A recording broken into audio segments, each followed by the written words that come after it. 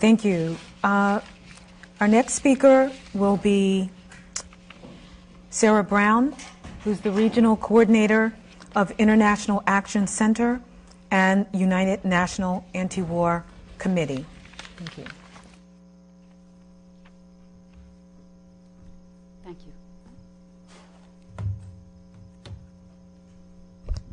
you. First of all, I would like to thank all of the organizers of this prestigious event, this very important event, for doing this. It's very important.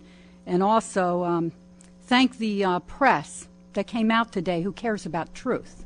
Because as most of you know, the one thing that the press has refused to even report on is the fact that the African Union has opposed this bombing and opposed this invasion of Libya. I'm with the International Action Center. My name's Sharon Black. I'm one of the regional coordinators. I'm here to bring greetings from Larry Holmes and Sarah Flounders, who are the national coordinators of the International Action Center.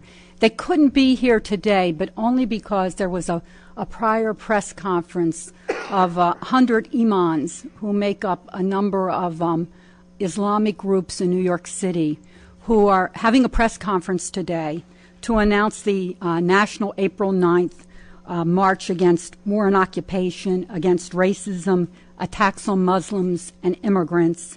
And now, of course, the major theme of this national march will be to stop the war on Libya and Africa. So I bring greetings from them. Sisters and brothers, literally 50 years ago, the CIA and the Belgian colonialists tortured and then murdered Patrice Lumumba on January 17, 1961. NATO supplied the weapons, including napalm. And since that time, the colonial powers have never given up trying to divide, dismember, colonialize, and exploit Africa. They've never given it up. The attack on Libya is an attack on Africa. The three biggest exploiters, the U.S., Britain, and France, are once again trying to do the same thing. And what Africa really needs is reparations, not bombs. I want to make my statement very brief. I think that'll be welcome. And I just want to end by saying this. I'm from Baltimore City, and I know that Sister Cynthia McKinney has been to our city and knows what it's like. And I'm saying this because there is a direct link to the bombing of Libya and what is happening in Baltimore today. Anybody who comes to Baltimore can't help but see the tremendous devastation. You know, the hopelessness and the despair of people whose homes have been boarded up due to the foreclosure crisis. The joblessness in Baltimore City, the 50% unemployment rate of black youth, all the things that Baltimore, you know, just is exploited and despairs. I mean, I can't describe what it's like in Baltimore City right now. When you consider that the 200 plus missiles that have been, you know, launched against Libya, launched against Africa, cost $1.4 million each. You got to know that that could put the entire jobless population in Baltimore City back to work. It could literally rebuild our city.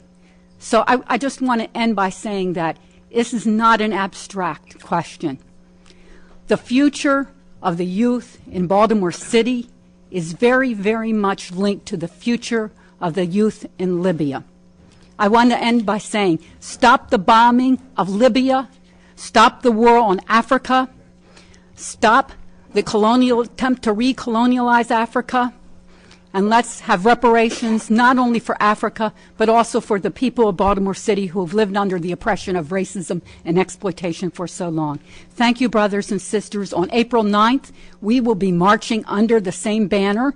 On tomorrow, many of our sisters and brothers, I know that Monica and Larry will be marching with the December 12th Coalition and many of the other demonstrations. And we've been holding demonstrations in Baltimore and around the country. Thank you again. I promise to be brief.